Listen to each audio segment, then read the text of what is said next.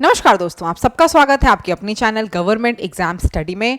दोस्तों, आप कैसे हो? आपकी परीक्षा की तैयारी कैसी चल रही है? मुझे उम्मीद है कि आप सभी बहुत ही बेहतरीन ढंग से अपनी परीक्षा की तैयारी को ज़रूर कर रहे होंगे।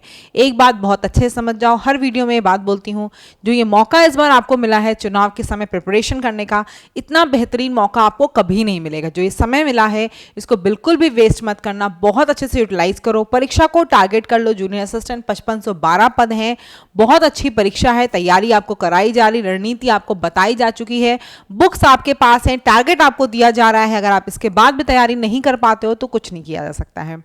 कई लोग जो कह रहे थे टारगेट के लिए, तो मैंने बीच में आपको थोड़ा सा गैप दे दिया टारगेट का।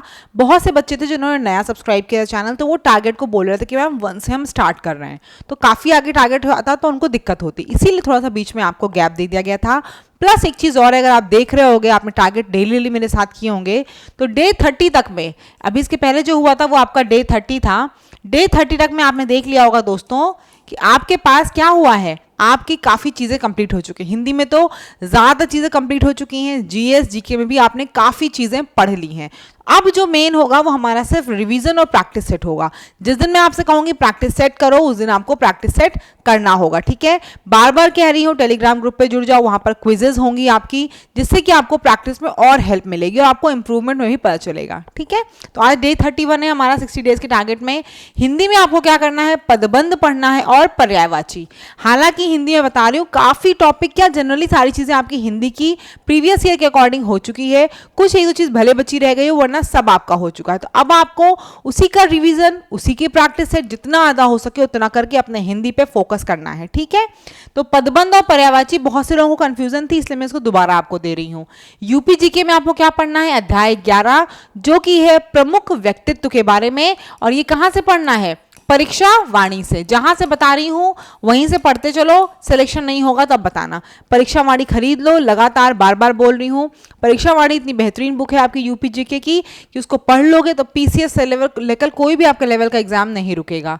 जीएस में देखें तो जीएस में आपको मैंने पॉलिटी, हिस्ट्री, ज्योग्राफी, साइंस सब करवा दिया। आज हमारा टर्न है इकोनॉमिक्स का, और इकोनॉमिक्स किससे पढ़नी है आपको, लूसेंट से। लूसेंट से आपको इकोनॉमिक्स पढ़नी है, प्लस क्या करना है, बजट आपको पढ़ना है, केंद्र और राज्य वाला।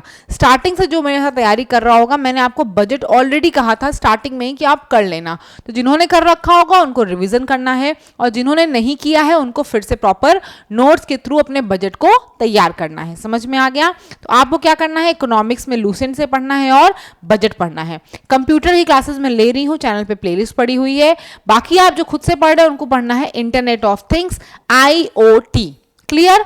कल फिर आपको टारगेट नया नहीं मिलेगा कल, लेकिन मैं टारगेट नहीं दूंगी, लेकिन डे बढ़ जाएगा, यानी कल डे आपका 32 हो जाएगा। आपको यही चीजें पूरी आगे कंप्लीट करनी है, यूपी जीके से लेकर सब चीजें अच्छे से करनी है। जिसका जो भी चीज बचा रह जाएगा उसको अच्छे से रिवाइज करना है। प्रैक्टिस सेट जो परीक्षा वाणी में पीछे दिए हैं वो भी जरूर करना है। चैनल पर नए होगे सब्सक्राइब कर लेना, कोई क्वेरी हो तो पूछ सकते हो, लेकिन पढ़ाई जरूर करते रहो। ये बहुत कीमती समय है आपका, अगर ये वेस्ट हो जाएगा, चला जाएगा एक बार, तो फिर वेट करते रहना अगली बार के चुनाव का। इसमें भर्तियां निकली हुई हैं, तो फटाफट से इनकी तैयारी करके सरकारी नौकरी ले लो, ठीक है। कोई क्वेरी हो पूछ सकते हो, बाकी पढ़ाई करते रहो, बुक्स आपके पास है। और एक चीज़ और बोलूँगी, कोर्स, पीडीएफ, इन सब के चक्कर में मत पढ़ो, पहले सेल्फ स्टडी कर लो, पीडीएफ से पहले सेल्फ स्टडी करके बुक से अच्छे से पढ़ लो।